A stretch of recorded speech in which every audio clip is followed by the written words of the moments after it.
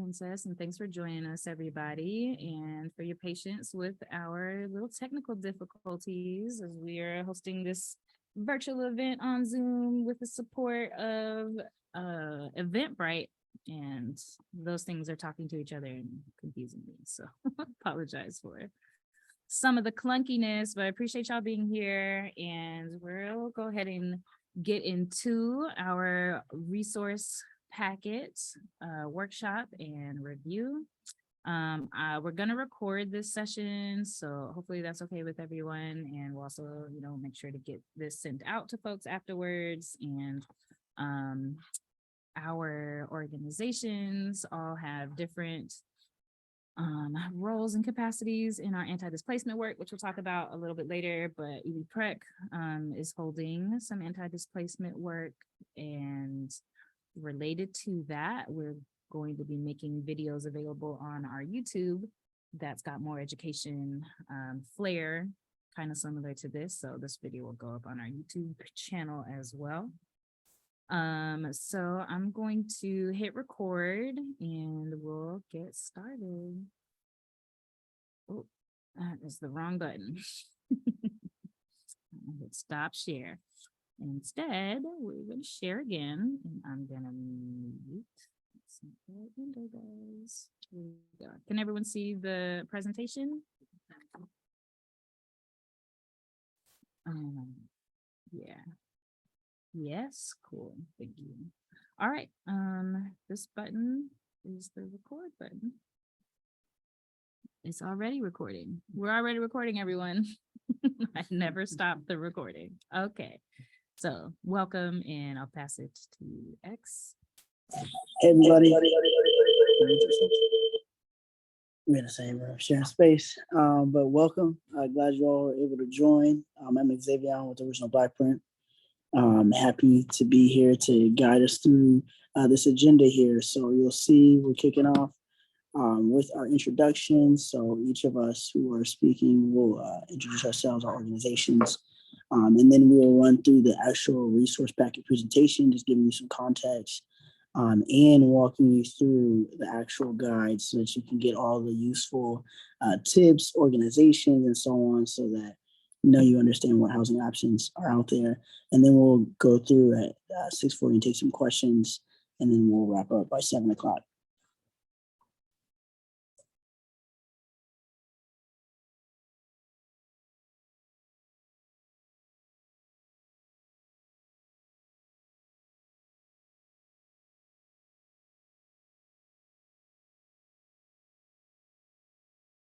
Yeah, we just jump to the next slide.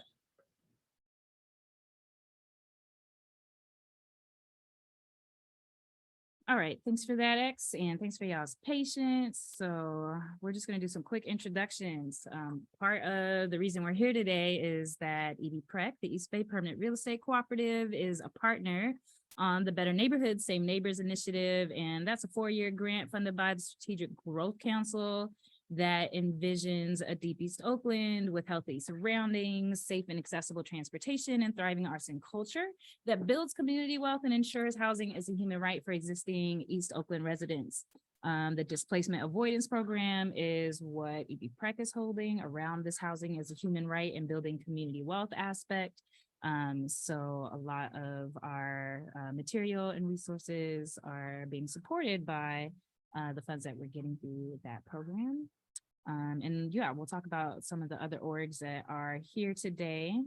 For those who are new to us, PREC, the East Bay Permanent Real Estate Cooperative, is a Black, Indigenous, and people of color led real estate developer, cooperative real estate developer, and we buy and preserve real estate to keep tenants of color in our community, take housing off of the speculative market, effectively decommodifying housing, and addressing the root problems that are associated with poverty, concentration, and neighborhood disinvestment. So this is an outdated photo of our crew over at PREC. We definitely have a few more folks with us, and maybe just one more folk, but that's getting updated tomorrow. And I'll pass it over once you catch up with me.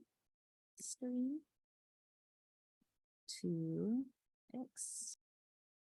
Hey, Xavier again, and welcome to those who are trickling in.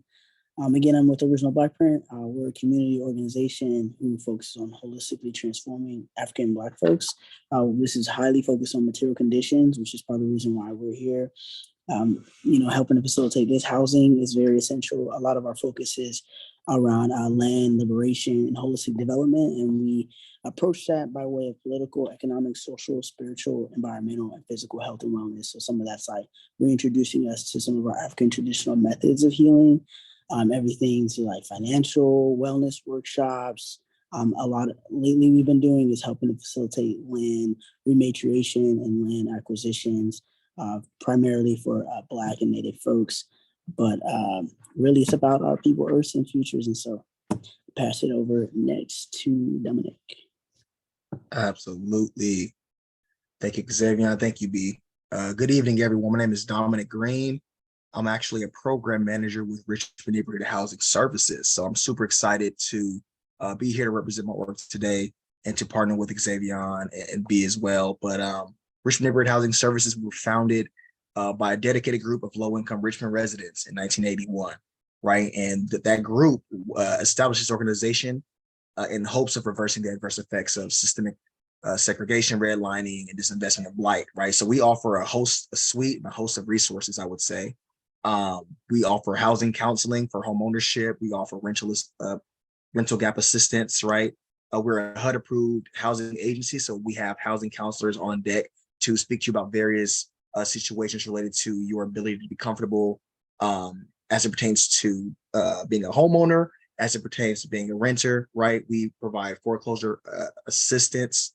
You'll see us a lot of times partner with other nonprofit or other affordable housing developers in hopes of expanding the shrinking supply of affordable housing, right? So we do a lot of acquisition, rehab, development as well. We're looking to expand those efforts. So super excited to be here today. Yep. And we can go to the next slide.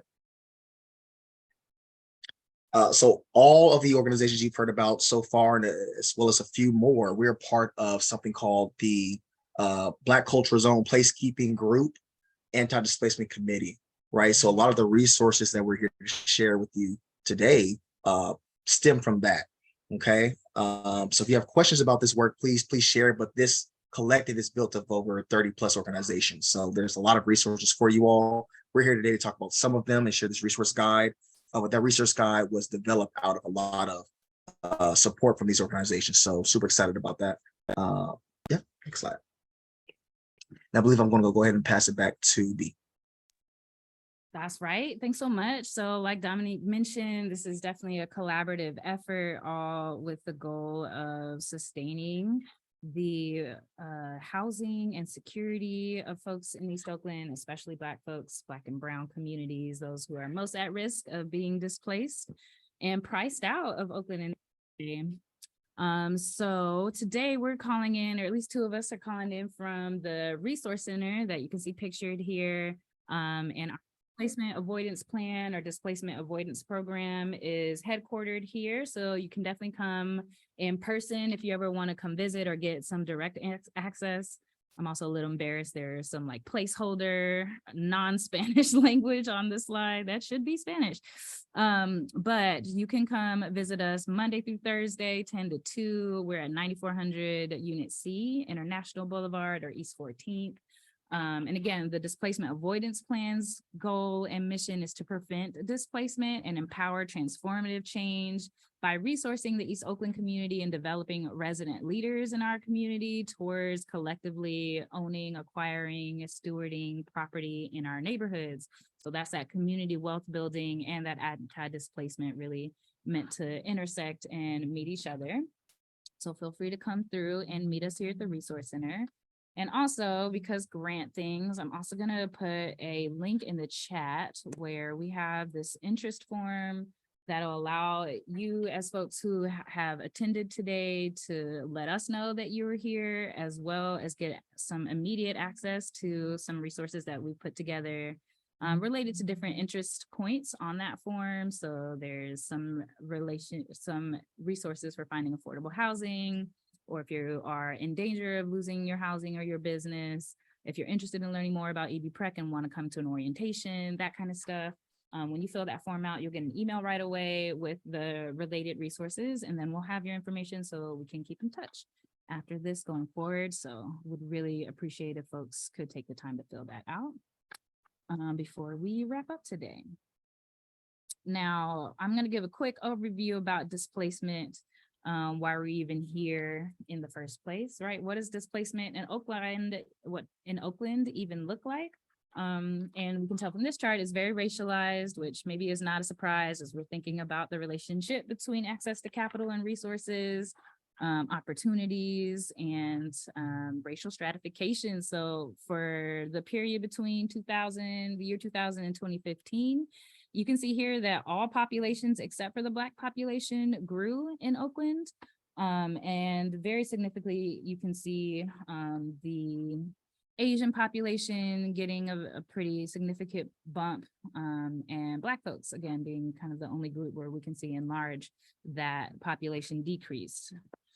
And related to that, we got a little heat map here that is showing similarly. The time frame for this one is a little bit expanded, 2000 to 2017.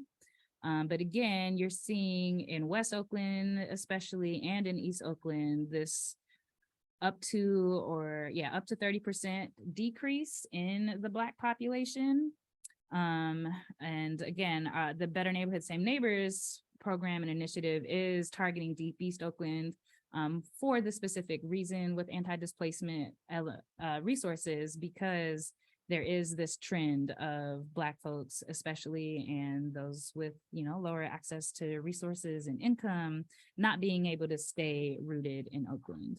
If you look at the next slide, you can also see a population increase, specifically of white folks, and you can almost see very directly that relationship where there was a heavy decrease in West Oakland, for example, and a very heavy increase of the white population, and that decrease that I named, again, being Black folks.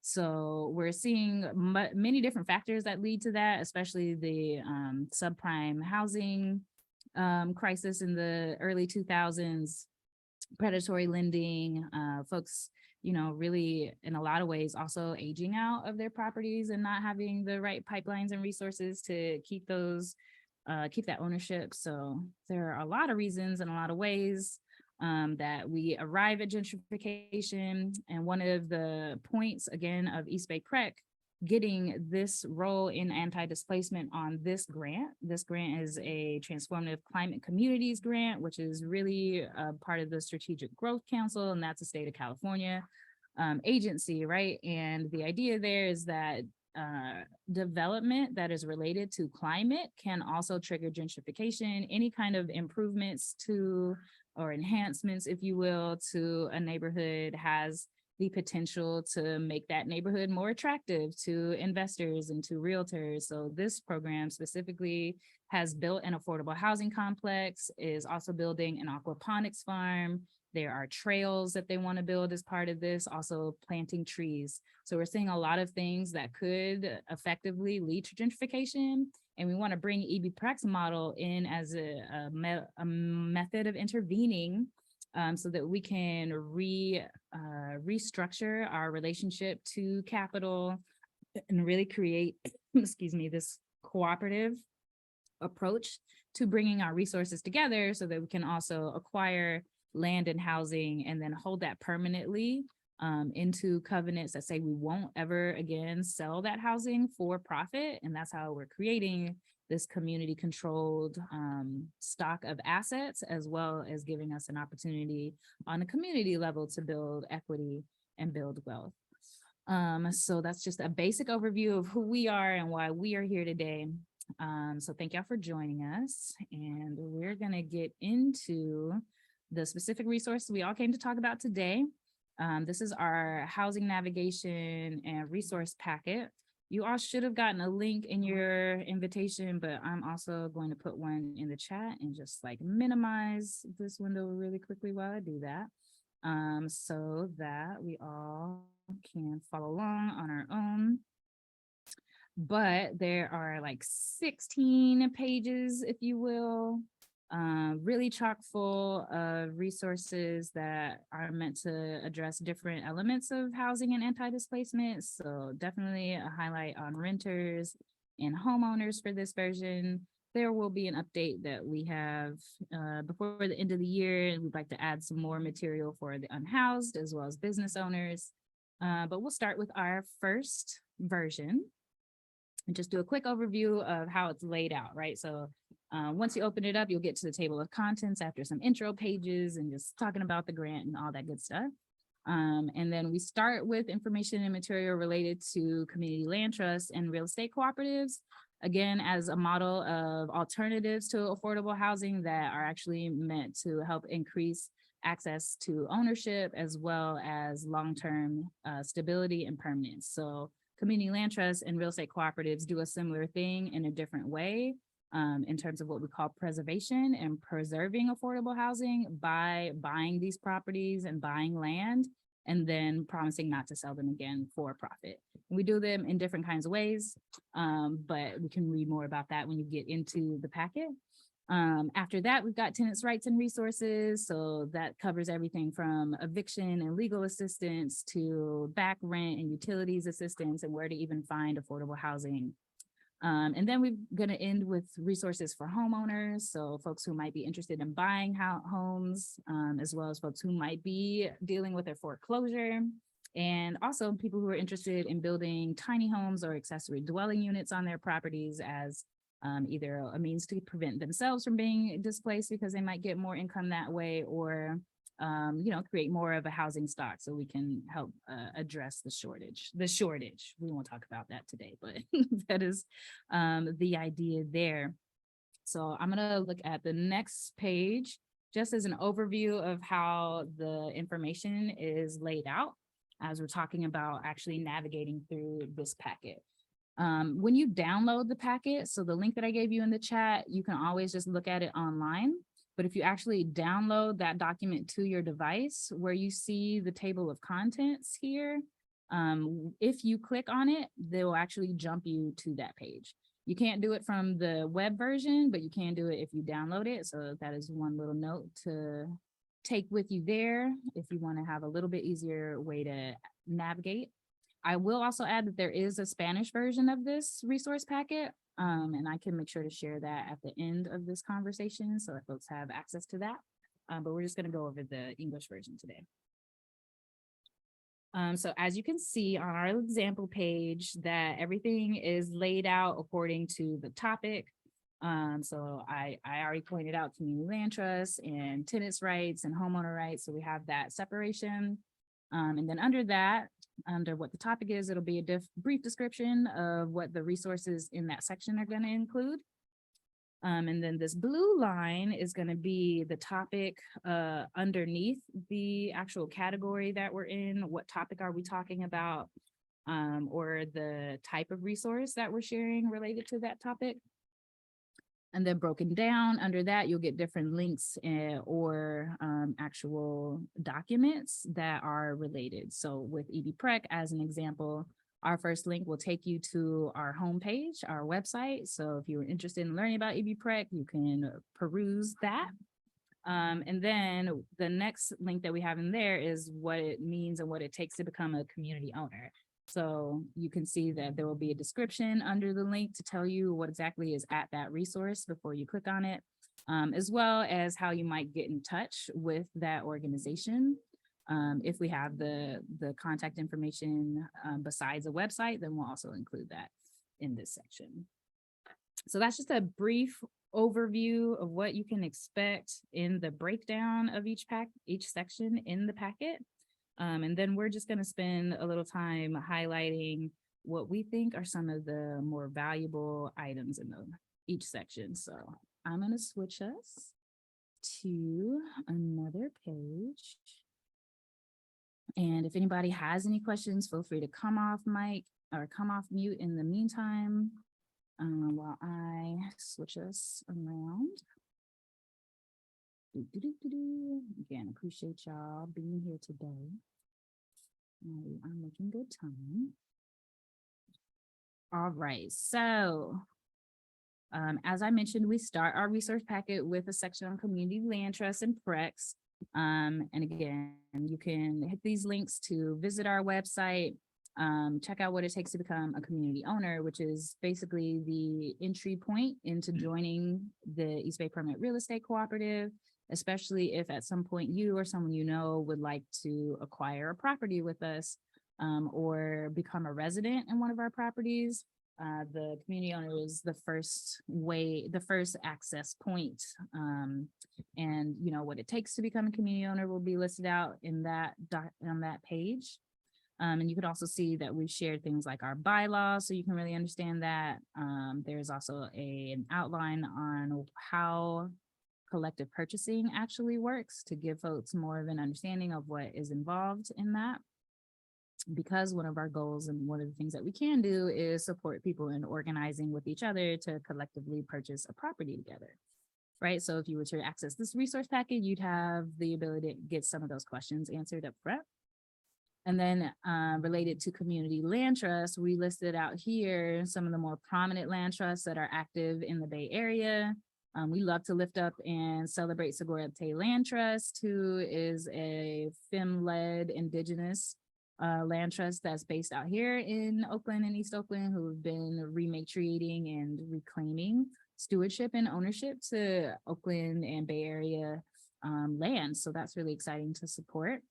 Oakland Community Land Trust, OCLT, is also one of the more active land trusts in the Bay Area as far as their portfolio. I say they have something around like 60 properties that are jointly either owned directly by OCLT, if not in partnership with some of the different land trusts and organizations. One of our properties actually at PREC is jointly owned with the Northern California Land Trust. So there are a lot of different ways that we work together to achieve this preservation of affordable housing. But if you've never heard of land trust, then you can dig into these resources towards the bottom here that give you some FAQs, some reports and reasonings for why we do CLTs, a little guide on how to start a CLT. And then there's a whole additional library related to CLTs and their meanings and information if you want to do some self-education about community land trusts. So that's what's in that section. And we are right in at 6:30. So I will go ahead and pass it to Xavier, who will talk about the next part. Hey. So this section is all about tenants' rights and resources, right? And so the way that it's laid out, it starts off with if you are really at risk of losing your housing, right? You've got some sort of notice to quit. The first set of resources you'll see are these eviction, defense, and tenant protections. And so there's a number of different resources. This section is really long, so I won't be naming everything that's in it, but everything from unlawful evictions, harassment, retaliation. These are some extremely good resources in terms of toolkits, sample letters, things that you can use to do it on your own, right? And then beyond that, and just gain more information, but beyond that, there's also a number of different resources that come up that if you're also trying to just understand the different ordinances, understand, like, for example, the moratorium and those shifts and things that are occurring. There's a bunch of different resources here that you can like review. But then on the next page too, there's also a list of organizations that can help you navigate through that process, right? So local tenants' rights organization and services. These are support services that they will directly like work with you. They each operate differently in terms of like at what stage, and some have have lawyers like on staff and things of that nature. So, it would be you reaching out and like explain your situation, and they are also all pretty familiar with each other. So if they're not the right one, they can, like you should reach out to Cause of Husa, Just Cause, and so on. So these are all the different direct service providers. So that first section is like you can go through, educate, get your letters, and then this section right here is if you feel like you need more help, you have questions, like you want to just get some expertise, you're going to really look to this section B. And then next page. And then so in jumping to section C, this is more tenant organizing. So, you may find, hey, I actually want to form a tenants association, or I want to get more involved in like also the organizing and advocating side of things. These are a number of different resources that help walk you through like different guides and forms, petitions, and then also more information around like different laws and like codes that you can find here in this section. And then section D, this is more like local regional tenant associations to join. So if you don't want to start something and initiate something, but you want to plug into something that's already established, there's the Regional Tenant Organizations Network. There's a mailing list that you can sign up for, but each of them have like some offering, that's helpful. Some of them are geographical based, so you'll just want to look through to see which one best aligns with your interests. And then on this next session, E is legal assistance, right? So this is like, when you more so gonna go a little bit deeper into, we specifically need counsel, regarding your situation. So that might be you talk to, the other set of resources, and this is a little bit, more deeper. You need a lawyer, you need to go, actually go through court and so on. These set of resources, or some of them overlap and provide some of that same support, like as we mentioned above, but you're going to want to consult these resources for that. And then jumping to the next section. So rental assistance. So moving away from legal advocacy organizing, this is a list of resources like social services, financial, rental payment, mainly resources. So many of these financial assistance programs will help you with either like paying for your rent, or some of them even provide housing related services, right? So it's a bunch here. Then the next section, moving away from rental payments, will support you in the financial burden of your utilities. And so there's a number of different organizations. There's actually some familiar ones too, like PG&E as well too. So some of them are actually they actually pay for your utilities, and some of them will provide like helpful discounts to the ones like PG&E has care discount and so on. I highly suggest that you look and see if you actually qualify for care. Yeah, most people, I feel like in the Bay Area, oftentimes do qualify and they're not aware. So definitely check into that. And I think it's as much as like 40% off your bills.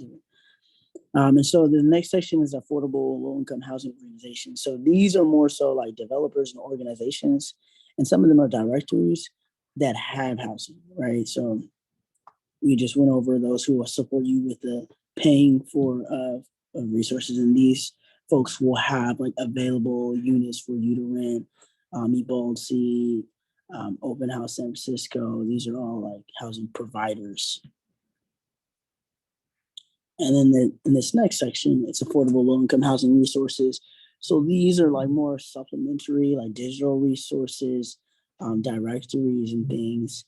So also very helpful for you to be able to like navigate and see like what is the landscape of housing resources.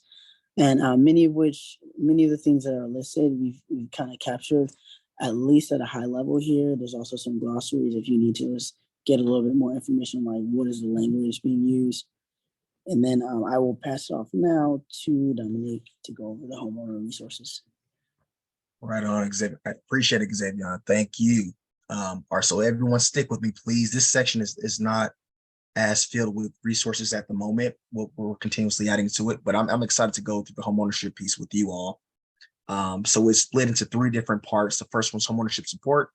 First organization you see, Richmond Neighborhood Housing Services. So very excited about that. I want to let you all know if you need any type of one-on-one counseling or guidance related to homeownership, rental assistance, foreclosure prevention, you should definitely be tapping in with the team I work with, Richmond Neighborhood Housing Services. Right, it's not the last time you'll hear about it, as some of these resources below are related to RNHS. Right, that's the acronym we use. But yeah, that's one. CHDC, excuse me. Big corporation that you all might be familiar with. They provide a large range of affordable housing resources and services. They provide funding to some organizations, for example, right, to aid in their ability to add to the housing supply. So really good organization, self-help Federal Credit Union is an org that we actually are partnered with. They're a credit union. They have branches in Vallejo for sure in Oakland. They are known to give rates better than the prime rate, right? For example, if you're looking at getting a loan from them, their debt to income ratios are higher than you'll see from typical loan providers potentially, right? So that might be one of the first places you want to go if you need a loan for your first time home buyer opportunity, or you need a loan for an ADU development, right? Go to your credit unions first, but self-help's a known one that's known to support you in some of those endeavors. We can go to foreclosure prevention. California mortgage relief. So yeah, section B, foreclosure prevention. We have, I believe, 2 in this section for sure. Yeah. So California Mortgage Relief and Homeownership Prevention Foundation. If you have concerns about being foreclosed on, right? Maybe you're a current homeowner and you're struggling with your mortgage, reach out to these organizations. But I'm also going to recommend that you reach out to Richmond Neighborhood Housing Services, because we're connected to many of these resources already. And you should go to us if you have questions about these individual products and resources, right? How do they work? Which one's best for you? Come to us and we can help guide you around which one might work for your situation. Come on to the next section. All right, C. So I don't want you all to overlook this section. I think it's super important for a resource guide. I think it's something that many folks don't consider viable for their current situations, right? But accessory dwelling unit, ADU is the acronym, or in construction and financing, right? So I think tiny home is the term that more of us are more familiar with than an accessory dwelling unit. It's just that tiny home doesn't encompass every type of small development, right? But one of the first resources we have in this category is our Keys to Equity program. This is directly tied to Richmond Neighborhood Housing Services. I'm actually the program manager for this program, but we support you with the financing, the construction, and the vetting of your construction team for the building of your accessory dwelling unit, right? So we kind of walk you through the whole process A through Z, from entitlements, right? Like I said, financing into managing the project. So if you have questions about how that should work, building an ADU or a tiny home, definitely reach out to the Keys to Equity program. We actually have a first info session tomorrow. So if you have questions about that, ping me in the chat or send me an email, which I can share with you in the chat after this, right? Bling Black Architecture, June Grett's been awesome. She is the CEO of this organization, but they actually supported the Keys to Equity program in helping us develop our 3 program design ideas for you all to choose from, right? It's not the only ones you have access to, but they are for sure going to potentially go through permitting quicker. But Blink Black Architecture, excellent. June Grant, she's awesome. They're a firm located directly in Oakland. So if you need architectural services, you need design consultation services, she's super good, right? And they're research based, so they'll ensure that if you have any situation that is unfamiliar to them, they will ensure that they do the research on their end, right, to get you the support you need. Okay. And yes, they're the Black owned. Exactly. All right. Cal Haffa.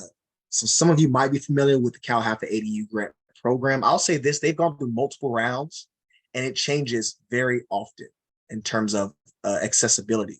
I was just told a week ago that they're starting a new round of funding that has not been open yet to folks. So if you have questions about that, I would reach out to myself again so I can keep you updated on when this will open up, when the portal will open up for you all to apply. And you need to apply through certain loan originators, right? And I have a list of those folks, but they provide up to $40,000 towards pre-development costs for your accessory dwelling unit, right? That might be like the site survey and things of that sort.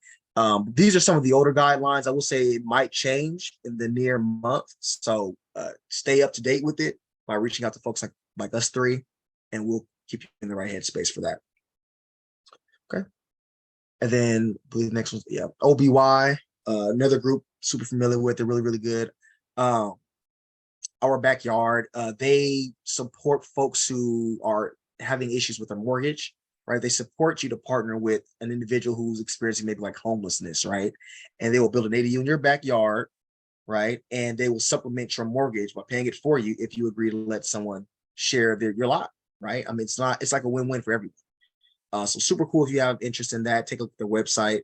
And the Casita Coalition is another large group that's filled with multiple organizations that are really focused on tiny home development, accessory dwelling unit development, right? They do a lot of panels. They do a lot of, you can find on the website, but you can also, again, reach out to myself to hear more about what's happening with them, as my organization's partnered a lot with them in the past. Okay.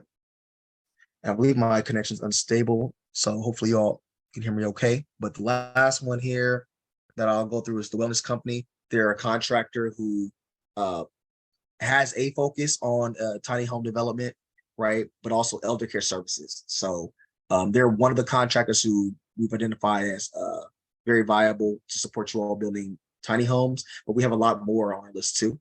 So again, reach out if you want to be introduced to some contractors, right? We always recommend that you get at least 3 quotes, for example, for building an accessory dwelling or any type of piece of real estate. So we have that resource available to you. I believe I'm passing it back to B, or are we doing the Q&A right now?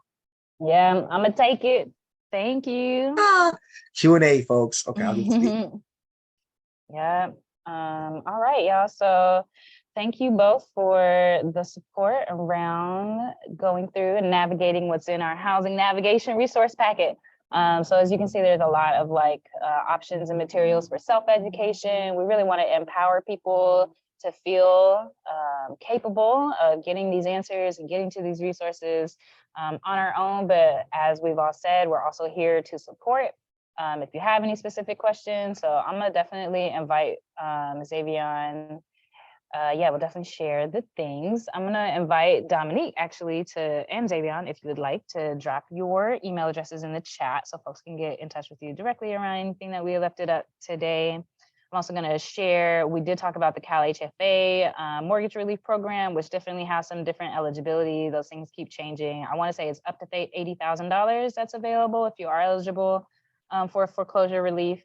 And Cal HFA is also included in the home buying section as well.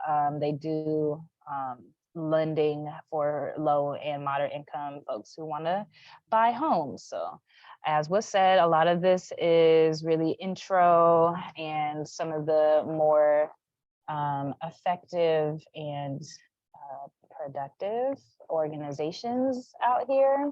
We will be updating this packet with some more information soon, especially, we need to update about the eviction moratorium, which just got lifted recently, as well as some of these time-bound lists and things like that. But I'm going to go ahead and stop sharing my screen as we move into our Q&A section. Thank y'all again for being here. That was all we had to present to y'all. And just again, wanting to introduce people to this resource so in your own work, and so you can also support your community who may be going through things. Again, especially with the eviction moratorium having just ended, we're anticipating a lot more need around eviction support. So I'm going to pause here, though, and open it up to the room if there are any questions or reflections, reactions, suggestions. How did you feel about the panel, what you saw today? Did you understand what we shared? Is there anything that we might want to consider adding or doing as we revise that? This is Karen. I tried to put my hand up. I didn't find that in my little reactions like I normally do. But I'm a real estate agent, so I am a little bit familiar with everything you spoke on. But this is what I am bringing to you. I deal a lot in my space of people that have homes that have been and they've inherited. Example, a couple of months ago, clients, sisters, father died, each one got a property in East Oakland. Both of them had tenants. Both of them gave their tenants the right to purchase. Neither tenant could qualify. How could you have helped in that space? It's a great question. I would have encouraged them to come to our housing counselors and speak to them about their individual situations about, so for example, right, at this point, they know why they didn't qualify, I'm hoping. Oh yeah, right? one had credit issues, one didn't make enough money. Right. So for those two individual situations, I would encourage one-to-one support with our housing counselors who are HUD certified for Richmond Neighborhood Housing Services. That's for sure one thing I would consider. because we can then lay out all the resources that were and are available to them to kind of bridge the gaps that they're experiencing. And we can put together a timeline of when things can happen for them, right? Yeah, so you said credit was like a factor, right? Credit was a factor and low income was a factor. And I'm very familiar with your resources. In fact, I used to come and speak as the realtor part of it when you used to give your workshops. So I'm very familiar with Richmond neighborhood housing. Yes, but this is what happens, you guys. They don't act upon anything until they're put in a position to have to move. So what you're saying is ideal. I get it. I understand that. But if I would have told when the dad died and the sisters at 6 months ago, they just sit there. They said, okay, I'm gonna give you guys the option to buy the house. They just sit there until the sisters put it on the market and they end up having to move. So again, how do we get this to a point where people want to be proactive about, I need to do something about this? Because at that time, they thought they were going to be there another 10 years renting, wasn't thinking about buying, didn't care. But they were in a position to purchase a house, that they weren't going to put it on market. They said, if you can give me X amount of dollars, you can just stay there. So, that's what I'm dealing with. And a lot of my peers are dealing with, is how we need some help from somebody when we get to this point, so a person won't have to be displaced, especially when the owner is saying, I want them to have the first rights to purchase this house. So y'all help me figure it out. I think we need to, I love that, which you raised that, Karen. And I think we need to work together more, right? Like, I think we need to share more of those stories and about what it means to have the first right to purchase. Because I'm starting to hear more and more landlords are giving their tenants that option right now to be the first option to purchase, right? Have the first right to purchase. So I think the more we can share those stories that you have with the folks that we work with ahead of time, right? The more folks are willing to be open about their experiences with that type of situation, the better off we'd be in folks sitting off that that alarm, right? When they hear that. I think I completely agree. So I'm gonna let B chime in. The presentation is great. Like I said, I know a little teeny bit about all you said, and I'm going to be looking at the guide more though, much more, but it was a great presentation, great information. Thank you so much, Karen. I'm so happy that you're here. I'm really curious about whether you are already active with PREC or how you found out about today, if that wasn't the channel.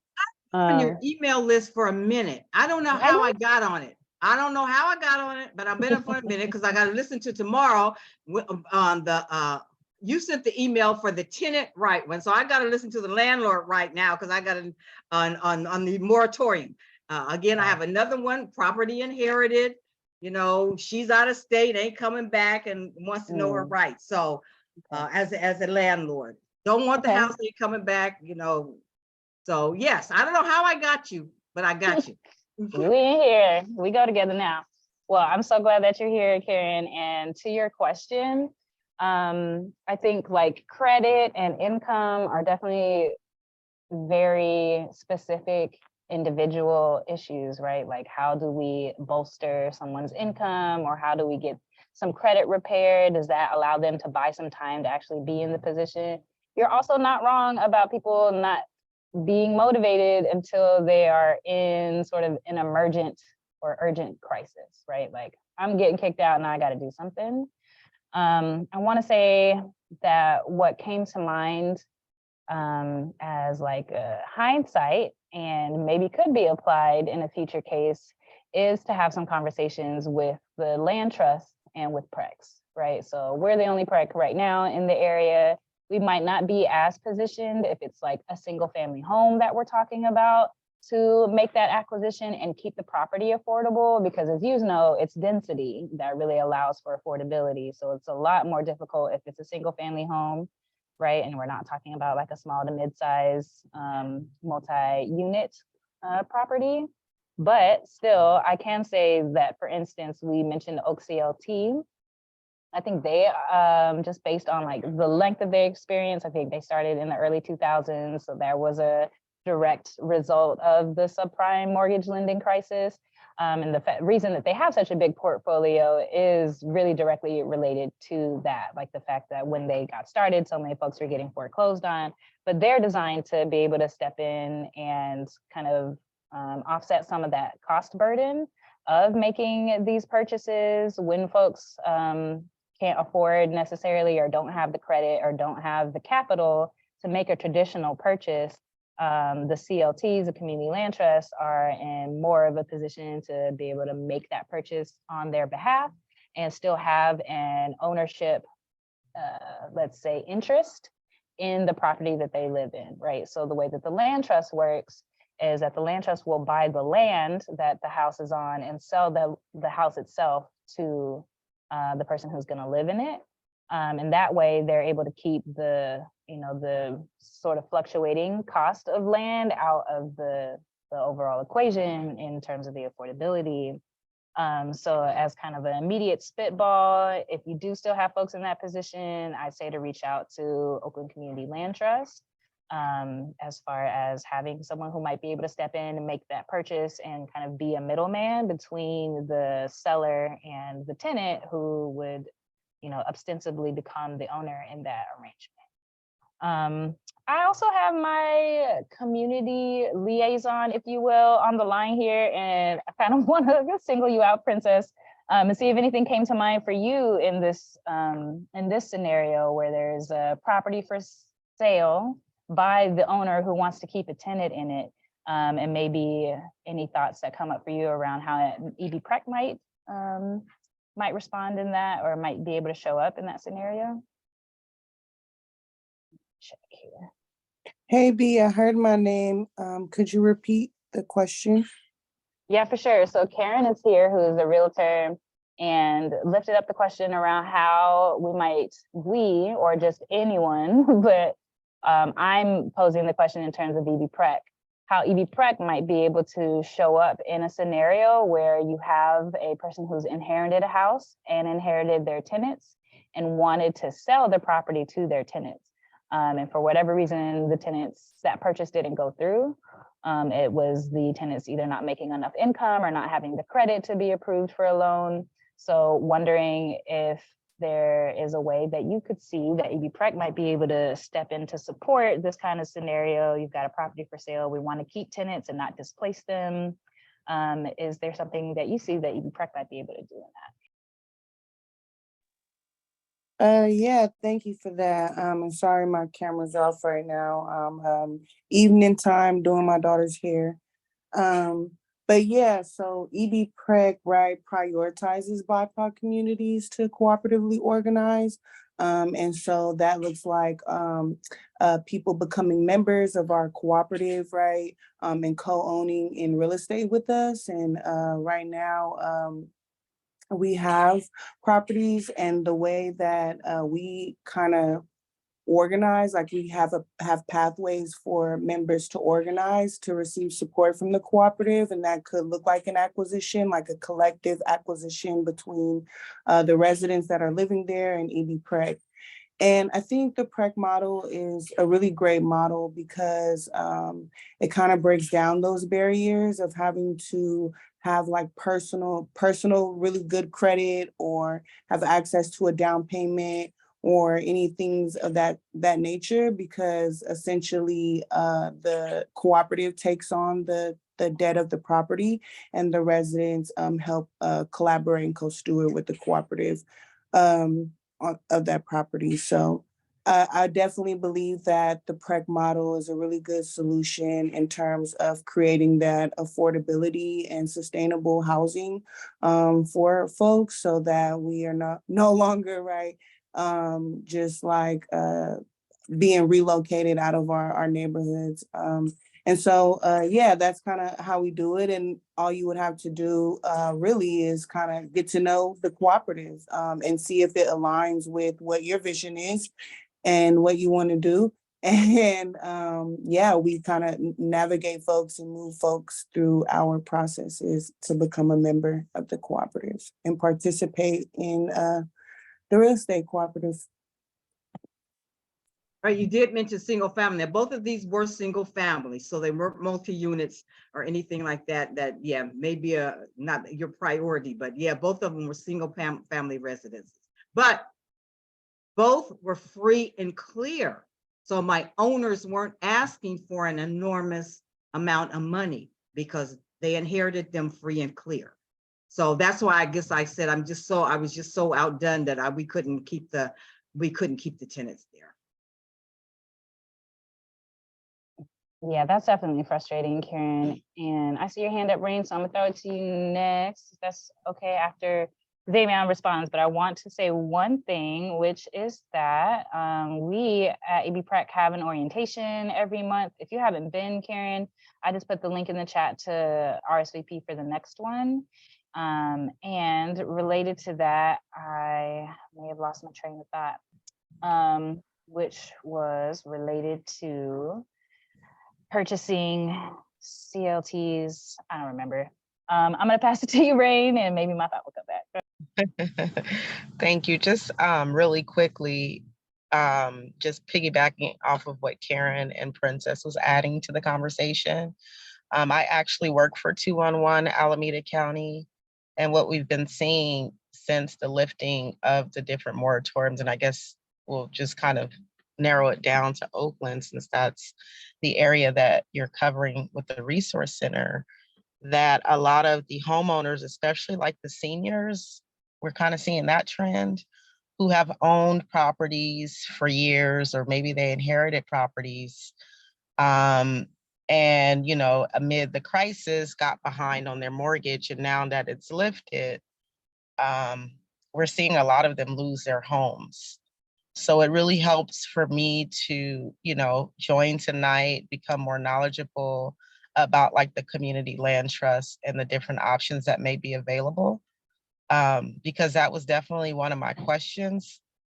How do we provide those people who are in crisis, on the brink of losing their household, can't really access affordable housing right away because they're calling like at the last minute?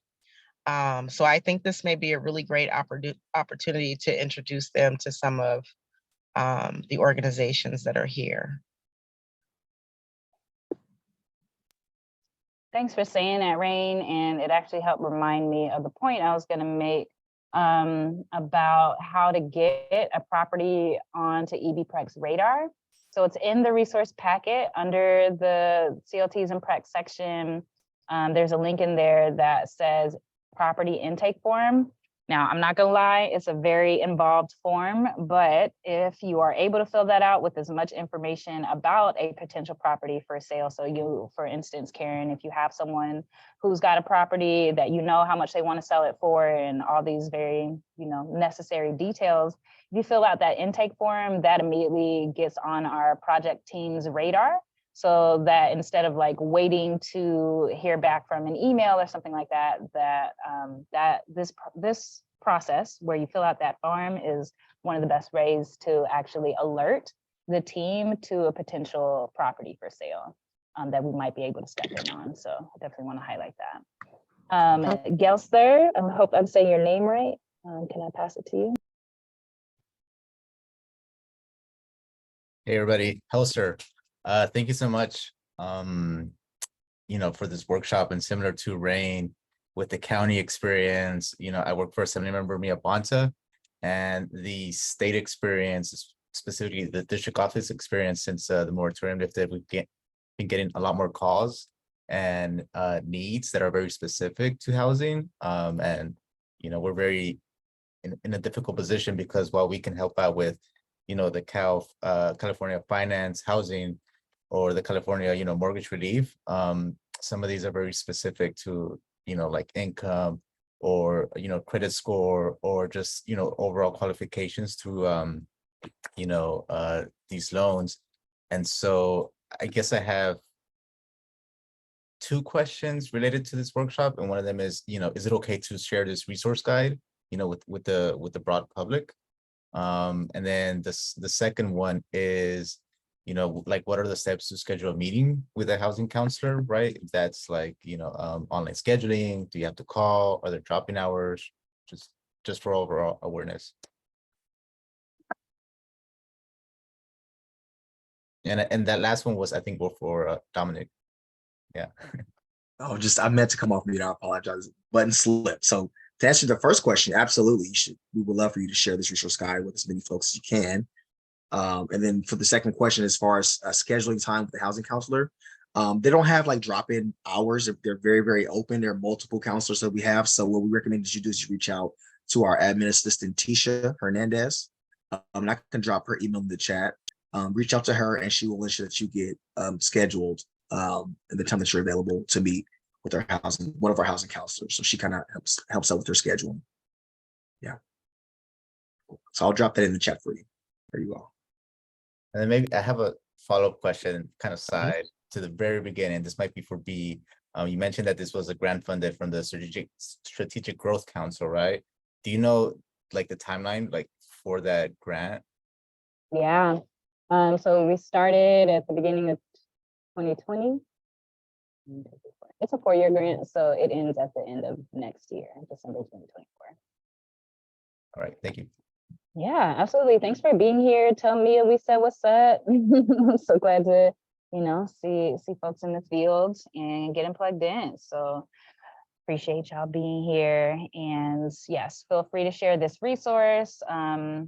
Y'all are all now in the little email situation. So when we update the form, where I saw someone ask that in the chat, we're updating the packet twice a year.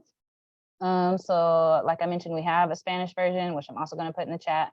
And before the end of this year, we'll have our second version with some more of those unhoused and business resources and some of the just feedback we've gotten from community with this first round, and make sure that we incorporate that. So I just put the interest form in the chat again as a reminder. If anyone has not been able to fill that out, would love your support in just completing the form in the interest box, or sorry, in the anything else you'd like to know box. If you just want to put the resource packet workshop, that'll help us track where you came from and what you was doing. And then I'm also going to put the Spanish packet in the chat. And that really will do it for us today. So many, many thanks and deep gratitude again for y'all's attention, for showing up today, for your patience with little issues we had with getting on. And this one is the Spanish version of the resource packets. All of that, though, can be found in a sort of easier, more direct way on EB-PREC's Here to Stay page, which also has a link to that form that I shared, which you can also share with folks in your vicinity. If they need some support, that's also a good way to reach our team. Okay, well, that is going to do it for us today. Ladies, gents, and everyone else, appreciate you and enjoy your dinner time. Have a great night. Thanks, everyone.